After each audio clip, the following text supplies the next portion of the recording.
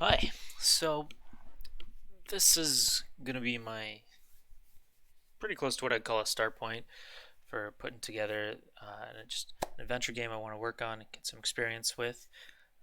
So to get here, I've just been following tutorials by Brackeys and Game Grind, just getting the basics together and trying to put together the tools I need to put together a game, getting some experience with the scripts and getting the interfaces set up properly.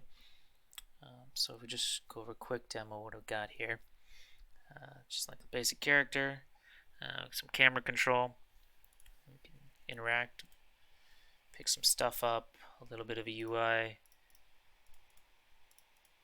Okay, we can have some dialogue, awesome, and a little bit of AI setup, just tracking us on the nav mesh. We can interact with it a little bit. So players not taking any damage but getting attacked, and we can hit it back. Awesome. Take the enemy out. Perfect.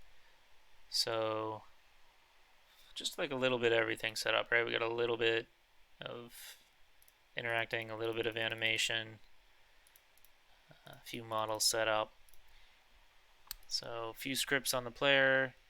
We got our movement, our collision, rigid body, animation set up. Working on getting the stats set up. A little bit of combat. We've got game manager,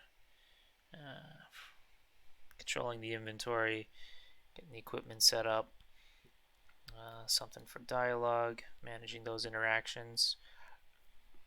I'm going to use interactions as an interface for a lot of things in the game. Just have it under that structure.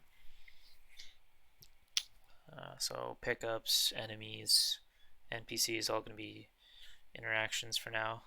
Seems good enough. So next I'm going to work on getting graphics set up. I don't have much experience at all making graphics, so I'm going to resort to importing things for that. So I have off the asset store, this RPG kit. So I'll explore that, get a few effects out of there, and this extreme effects, the pack I got. So hopefully that'll help me populate the game with some graphics to work with. And I got this map magic. Where did it go? Map magic. Let me just map magic. So demo. Just check out the demo scene here. Awesome. Just check out a demo scene. Get an idea what it could look like. So if I use this pack, I'll get it looking something like this. It'll just let me design the maps, and then I can start throwing characters and code on top of it. I'm not going to spend too much time working with the graphics. Just get something set up, and then start programming with it, getting the game set up. So yeah, I'll hopefully be able to keep updating this, and thanks for watching.